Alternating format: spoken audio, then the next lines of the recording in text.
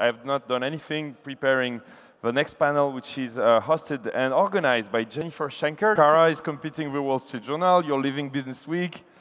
Well, you're a blogger now or a journalist still?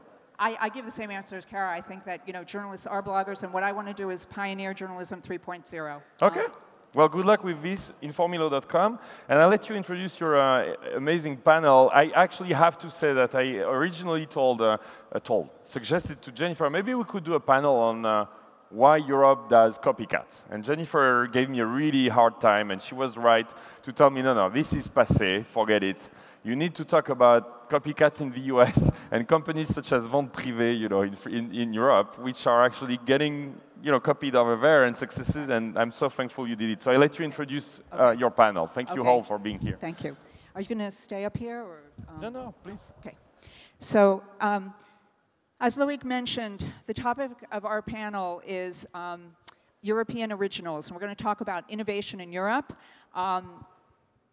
A lot of the discussion about innovation is always centered around Silicon Valley, and people forget that here in Europe, the World Wide Web was invented here by Tim Berners-Lee. GSM was invented here. Although Apple invented, of course, the iPhone, the majority of the components, including the screen technology and the processor inside the iPhone, are European. And Lars Bak, a Danish guy, is the brains behind Google's Chrome JavaScript engine. So there is lots and lots of good innovation here, and we're very lucky today to have 4 of Europe's great entrepreneurs. And we're going to talk about, the things that they've innovated and how, in some of the cases, the Americans are now copying them. So I'd like to start with Jonas Birgersson. Jonas, you're 36 now. You've founded 4 companies, including B2, a broadband service provider that was sold to Telenor in 2005 for about $730 million. And now you're out to prove with your new company, ViaEuropa, that it's possible to offer consumers much higher internet speeds than those available in the United States for similar or lower prices, even though multiple operators share the same fiber network. So you now have, I don't know, over 70,000 customers in Sweden who get internet access speeds of 1 gigabit or more. And they pay comparable or even lower prices than what people pay to get just regular DSL lines in the United States. And your company employs technology from another company that you're involved in called Labs2 that lets consumers switch from one service provider to another literally at the click of a button. So Jonas, let me start by asking, if you're right, what does that say about the arguments made by the US phone companies to regulators that the only way to justify the billions of dollars in cost is if rivals are prevented from having equal access to the network and offering competing media services over the pipe? Have the US phone companies been lying to regulators? Well, basically, if they employ the same model that they have in the past, they have been lying. But the thing is, the model is just outdated. Because just think about it, why should we have one category of companies just to provide one cord into a house? We already have the utility companies providing, for example, electricity and water. Why not collect all of these basic passive utilities like pipes and fibers and electrical cables into one company and then put an open access model, that's what we propose, on top of that, so you get competition. Good for consumers, good for everybody except the telcos. So basically, they need to change or get out of the way. So tell us how that's been working in Sweden so far. Have you been able to build a profitable business doing this? Sure. ViaEuropa today is a profitable company. We have positive cash flow. And the interesting thing is, as you said, we're offering gigabit symmetrical bandwidth to ordinary households without oversubscriptions, and we're doing it at a price that is lower than most of you pay for DSL around Europe and the US. And this is very, very interesting because how we can do this is because we divide the value chain. The telecom tries to be the world's best company at every single discipline in a complete value chain, and I think that's not viable. So what we do is that we create a separation between the passive that we do together with partners, and then we do the ecosystem on top, and everybody's invited on equal terms, and the end users decide, who should be able to bring the services. It's a normal marketplace. It's just telecom that has screwed this up in the past. Okay, so you're not building out the fiber network. You're just using the fiber that's owned by the cities, and you're building services on top of that. So can you export this model outside Sweden? Could this same model work in the United States, for example? Yes, so this is the big thing. We're meeting some of the world's best analysts talking about what is happening to Telecom 3.0 as we talk about. And then they say, well, okay, they are agreeing that beyond any reasonable doubt, our model is really working, and it's the future model with one condition still. They say, it's only working in Scandinavia so far. So that's what we're going to change. And we are today in deep dialogue, and we can't disclose yet, but we're very, very close to sign a long way from Scandinavia a multi-million-dollar deals of building infrastructure on a national level that will be open access to everybody. And this is emerging markets countries. If these emerging markets goes ahead with the things that we're talking in dialogue about, then they would have a much, much better infrastructure than US, for an example.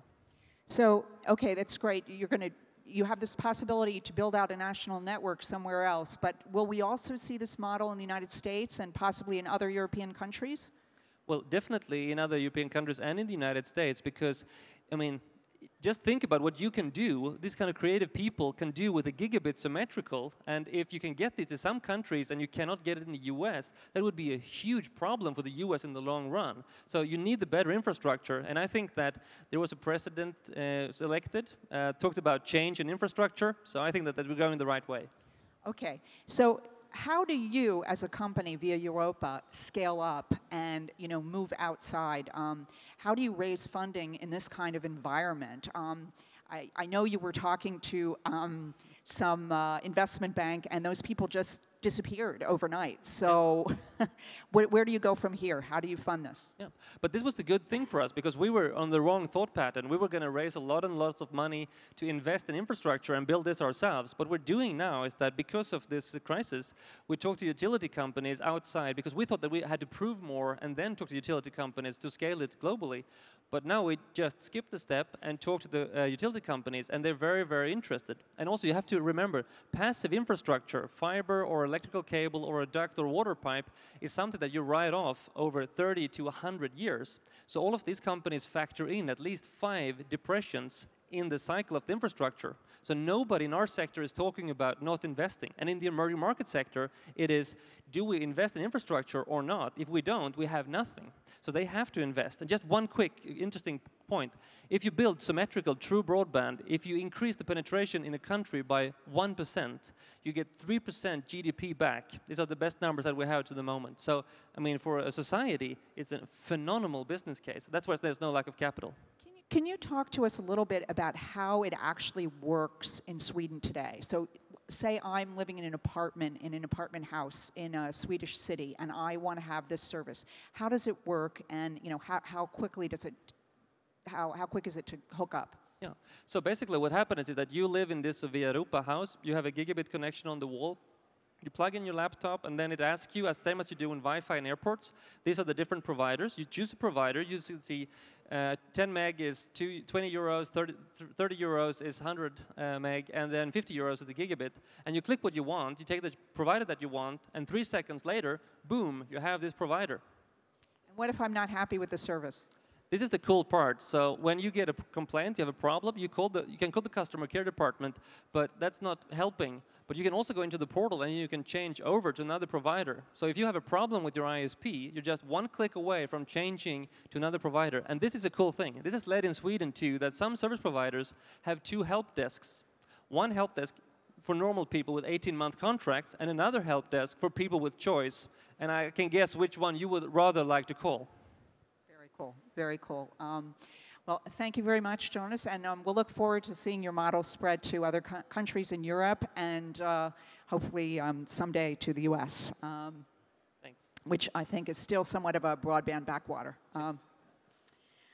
Okay, next up we have young German entrepreneur Klaas Kersting. You're only 28 and you're behind Gameforge, a German company in the hot area of massively multiplayer online games. The company has more than 65 million players in 72 countries. It's offered in 50 languages. and you have 25 different browser-based games. The company was profitable from day one, and I believe you expect to rake in 100 million euros in revenues in 2008. So, Klaas, tell us what differentiates your company from competitors like BigPoint, Angstrom, and Artix Entertainment. What makes you a European original? Okay, hi everyone, thanks for the introduction. When I think about competitors, I see two lines of them. So on the one hand, we see the ones you mentioned, BigPoint, Angstrom Online, where there are strong differences in, first of all, the aim, where we go to the market with a product as good as possible, a game that just intrigues the player, and think about monetization later. And that's the whole issue. When you have great content, the monetization will work one day. You just have to be patient. Other thing is definitely the internationality. So we really want to provide our games in every native language there is on this planet as soon as possible. When you think of our target group, it's male 15 to 25, so the typical core gamer. And when you think about those intrigued in social games, they're always about communication, about coordination, about speaking with another, solving problems together. It's about being able to talk to one another. And when you think about our core target group, they know one language, and that's their own. That's the main two things that differentiate us from the companies in the same sector. When I think about the other line of companies that our competitors with, and I aim a little higher on that, so there I think of EA, of Ubisoft, of Activision Blizzard. There are definitely the internationality again. So when you look at traditional gaming companies, they think of the world as US and a few countries in Europe. And a few years ago, they discovered there are a lot of people in China too. But that's just not the reality. We came to countries that are far beyond these very strong limits, and basically invented the gaming industry there. We were the first ones to introduce games in that language, and thus the result. The company is basically exploding. We are growing by more than 300% every year, still growing by that rate, and there is no end in sight. How challenging was it to get your technology and your company to scale? Because you've got something like, what, 500,000 users at any given time on your site? Yeah, nowadays it's 700 something thousand. It's not really a real problem. It sounds very, very complicated. It's of course a solid technology that's behind everything, but scalability in the internet is no real problem at all. You just have to use redundant systems. And when every single part, every small part is independent from all the other ones, there is no problem when one fails. So it's no real problem. A number of people believe that it's not possible to build a global, sustainable technology company from Europe. Are you going to stay here? Why not? I love Europe. So we founded the company in Karlsruhe in Germany, where basically no big company is. There are United Internet and 1&1, so two very, very large IT companies that have been founded in Europe. Actually, a majority of our management staff has been involved with them. This is another reason why we are easy scalable. So we are able to acquire very talented, very experienced people from the web industry, which basically is very close to what we are doing. And I love Karlsruhe. You can do everything in one place when you're talking about such a virtual company as we are. And we will definitely open local offices in a few countries, but not to do the real development work and stuff. So we believe in our teams, in having all the knowledge that's critical to growing the company further in-house and in our own control, and that's the way it's going to stay. Thank you very much. Next, I'd like to introduce another very successful European entrepreneur from France, Jacques Antoine Granjon, who's the CEO and co-founder of Vente Privée. It's a 7-year-old French company that holds invitation-only closeout sales over the internet to help brands get rid of overstock. They attract 1 million unique visitors a day who buy on average about 100,000 items every single day. And they sell everything from champagne to baby clothes to small household appliances. And everything's sold while they last at fixed prices of 50 to 70% below retail. They've got about 1,000 major brands working with them, including Givenchy, Dolce & Gabbana, Cacharel, Armani Casa. And the company is starting to be copied around the world. Since they launched, there's about 70 or 80 copycat companies that have launched in France, dozens more across Europe, and 15 copycat companies in the United States.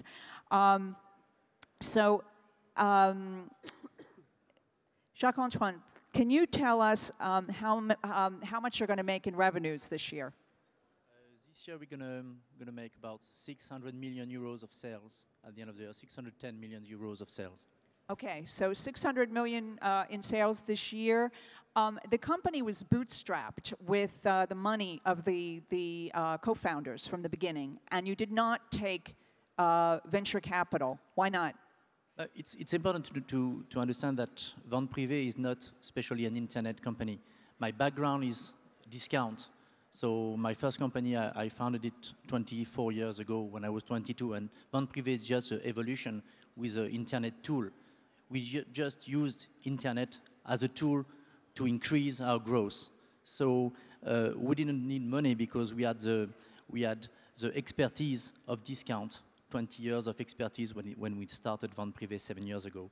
And then we had no competition because we invented a new model to sell and to value the best ways the inventories of the brands. So we had time because we had no competitions, and we didn't need money because we had a company behind who was a smaller company because we were doing about 35 million euros and we had 100 persons working there. So we had time to build our model and to understand the new process we needed to invent for the company. And then when it increased, when it started in 2004, 2005, when we started from 2-3 million euros to 110 in 2 years, which was very big growth. We had the money because the model of the business generates a lot of cash because we sell before we buy. So you have the money to grow. And if we didn't have this money, we don't have been able to grow as quick as we did. I believe in 2007, though, you did sell 20% of the company for something like around $1 billion to a private equity firm in the United States called Summit Partners. Yes. Now, are you using that money to try to expand across Europe? No, because this was a sale, so the money is private and it's in my account, personal account, or my partner's account. So the company doesn't need money. The company has a lot of cash to grow. So it was just a question of I had all my assets in my company, so we had a very large offer, and for more than $1 billion. So we sold 20% just to work with some people who would help us just grow and become a more European-sized company with all the process. Maybe we were not able to do it alone. Okay, so tell us a little bit about your expansion plans. Where are you outside of France now, and where do you go from here? Okay, we do about 95% of our turnover this year only in France. Okay. And we opened 2 years ago Germany and Spain, and we did open in July Italy and the UK. Our market is not the e-shoppers. Our market is brands. Where are the brands, and where do they have enough inventories so we can open the site on another country?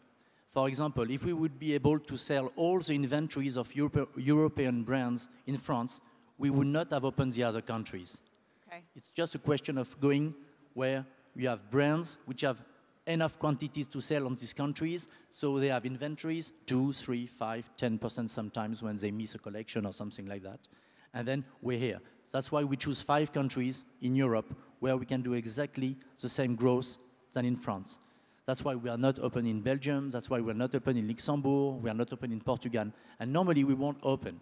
We will open in those countries only if we have so many inventories that we need to have more e-shoppers, because the problem is we have enough e-shoppers because every day we have more than 1 million people rushing on the site and less products than we could sell, because it's a offer under domain product model, sorry. Okay, but by the time you moved into those 5 European countries, you had copycats who had started up business. For example, in Germany, there is Brands for Friends, which our next speaker, Lukasz Gadowski, helped start up.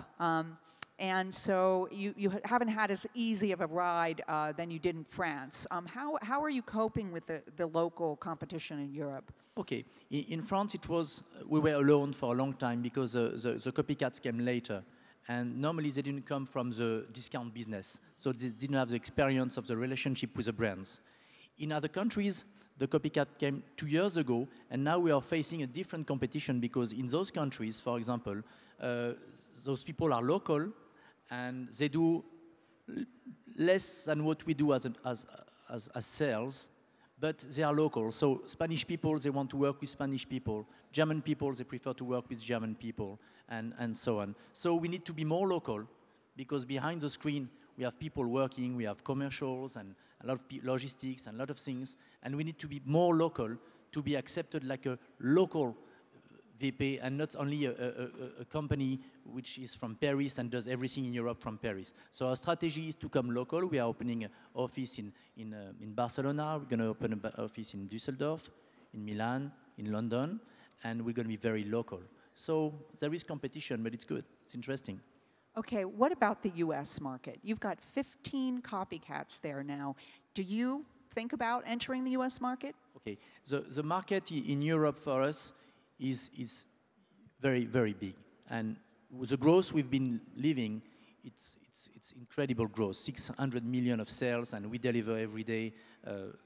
Last week, we deliver every day more than 80,000 parcels every day from our own factories and so on. So the growth was crazy, and we can do the same growth in each country that I told you. So we can do, if we are good, if we can make the challenge, we can do 1.5 billion or 2 billion euros of turnover in a few years. So it's quite a big challenge to do. So Europe is our market now, because if we want to go to the US, it's completely new, because it's not a question of opening a site. It's a question of going to the brands, knowing what they do with their inventories, going to see Ralph Lauren, and the market in the US is very mature about discounts. You have huge companies that are doing billions of sales, and those companies, they have thousands of shops, and that's the competition there. So it will take a long time. So we have to start slowly in the US, maybe one day. But now our market is Europe. And well, as you say, you're not doing so badly here. I believe you just registered your 1 billionth user on your site about a week ago, right? Yes, 1 billion person would subscribe to a sales, yes, 1 billion person. Congratulations. So it's a big shop. Okay. Thank you very much. Thank you. Now, last but certainly not least, I'd like to introduce Lukasz Gadowski, who is, as mentioned before, Brands for Friends, which is a Vente Privée competitor in Germany, is just one of the companies that Lukasz has helped to set up through a new investment vehicle called Team Europe Ventures. And I'm hoping that Lukasz will tell us more about those investments, but first let me briefly explain where he got the money to invest in other people's companies. Lukasz is the founder of Spreadshirt, a successful company that lets you design and print your T-shirts online. And he's also co-founder of Studio VZ, a German Facebook clone that sold for around 100 million euros in 2007 to Holzbrink. So within your new stable of companies, Lukasz, you have some that are originals and some that, like Panfu, which are European versions of American companies. Now, I'm always hearing guys in the Valley say that there are few, if any, good companies here in Europe.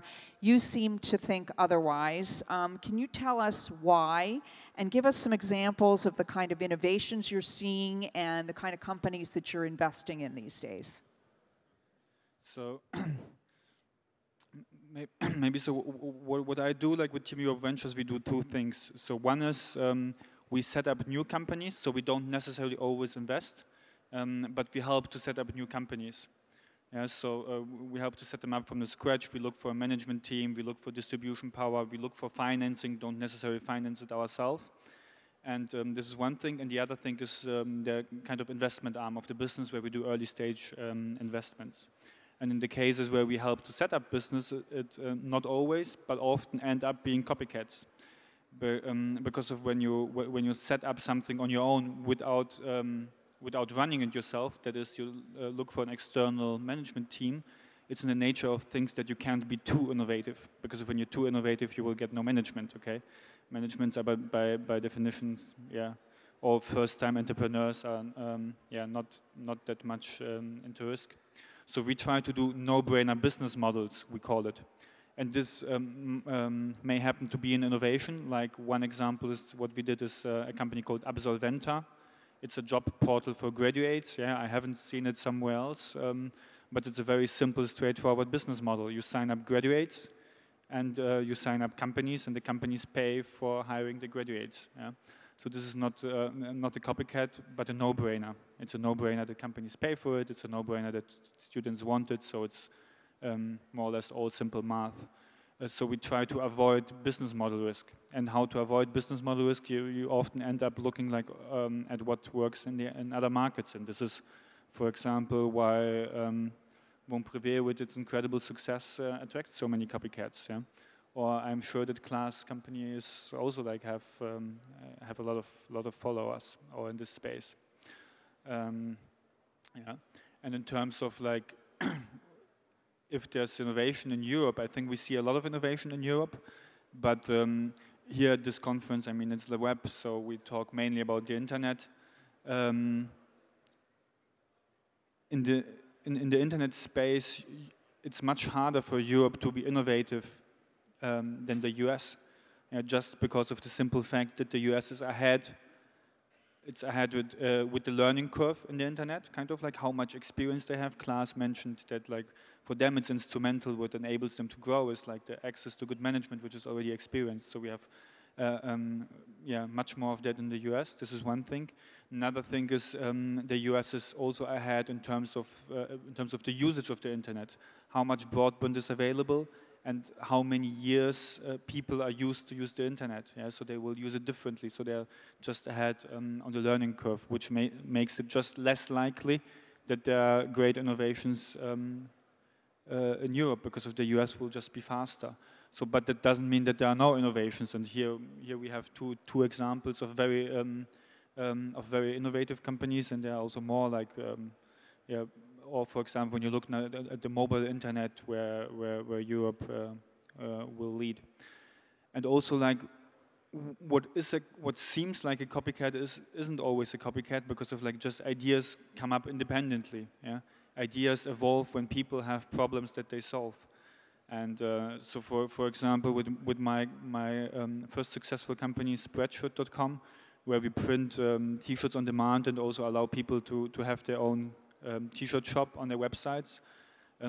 This was an idea, yeah, born like kind of independently of any role models. Yeah, this was an idea that was developed because of I was consulting a textile printing company and just like seeing what are the problems, what are the technological possibilities, and up came the idea. But there have already been companies in the US around that before doing something like that. Yeah, so. It's a little bit of a learning curve thing. Okay. Now you are involved in helping set up companies, not just in Western Europe, but also Eastern Europe. What sort of opportunities are you seeing there? So Eastern Europe is interesting because of it lacks some of the, I mean, like it's different in a few areas. One thing is lacks some of the infrastructure, so it's even more farther behind in the learning curve. There, and also it lacks some infrastructure that is typically necessary to run e-commerce companies. Yeah, so for example, the folks who want to copy Von Privé in Eastern Europe will have it much harder because of, like, for example, in Russia, There's just no, there are no payment systems in Russia, and there's also no logistics infrastructure. Yeah, so it's to the extent that people tell like, hey, the Russian post will lose 1/3 of the packages. Okay, so I guess that's not really true, but shows how far behind it is. So and I think those are also the opportunities in Eastern European markets, like to solve these infrastructural problems, to come up with better payment systems for them and with better infrastructure. This is one thing, and the other thing that I see that in those countries, the mobile internet is just more important because of it allows people to leapfrog kind of the stationary internet. And this is what you see, like in the mobile world, you see like a few of the developing countries are leading the usage. Okay, thanks. Now we just have a couple minutes left, so I'd like to ask each one of you on the panel, because we've got a lot of entrepreneurs out here in the audience. I'd like you to just take 1 minute to talk about what you've learned as an entrepreneur that might help the young entrepreneurs out here in the audience. Jonas, do you want to start? Sure. My basic learning was that I was working with the Swedish Telecom as a consultant. I was working in 93 to 98, trying to create change within inside the company. And we had all of the backing of the management, but we couldn't make this change. So then when they said no, finally, to build a national fiber optical infrastructure, that was what we proposed, we took the binder, we started a company, and we made it ourselves. So we said to our old colleagues, we're going to challenge you head on. We're 2.5 people, and you are 100,000 employees, and we're going to challenge you head on to build a fiber optical network in parallel with the old things that you have. And of course, they laughed. But then when we created this new company and we sent the first press release, they actually, the thing that I couldn't sell internally in 5 years, within 24 hours, the Swedish Telecom were saying, we're also going to sell 10 megabit symmetrical for 20 euros. So if it doesn't work inside a company, inside an organization that you're working with, make sure that you can bring the offer to the market itself and let the market decide, not a single boss somewhere. So don't be afraid. It's not worth it. Just go ahead, get it out of the market, and let the market decide if it's good or not. Great. Thanks, Jonas. Klaas? After having the startup covered, maybe a few on the day-to-day job. Two main learnings on my side. First of all, be pragmatic and rethink things. So there is no real truth. There is a truth for today. Maybe it will last until tomorrow, but you can bet 3 days after you thought about it, it's totally wrong, and there is a better way to do it and a better idea to do it. And being pragmatic, just solve the problems you have today and don't think that much about consequences or the long term. Thank you. I think that's great advice. Lukasz? So for first-time entrepreneurs, like a learning. So I think what is really interesting when we look at the panel here, I'm not completely sure about you, but like all of our successes have been built without taking any money. Yeah, so all the 3 companies here are bootstrapped. And I think this is a very good learning. And I'm not sure, but yeah, started about the same time, so they didn't necessarily start it in very good economic times. So I think one learning or advice is like, if you can avoid it, avoid to take money, okay? And if your business model needs a lot of money in the internet, maybe think about a different business model. And if you really love your business model and you need some money, take it from people who give it to you and not to the business model. So take it from people who trust in you as a person. And then maybe this will be not a lot, but yeah, try to avoid it if you can. Okay, thanks. Jacques, Antoine, what advice do you have for the entrepreneurs in the audience? Yes, it's always difficult to give advices, but Antoine Ribou is the founder of Danone. He said that a good entrepreneur has to have instinct, then he needs to have imagination, and he needs to have courage, to be brave. So instinct, it's important. For example, in my business, when I was very young, 22, 23, and I started the business of discount, I had the instinct that there was money to make in this business. My only idea is to make money to take girls out for dinner. You know, that was, I started with no money. So it was a business, just buying low, selling a little bit higher.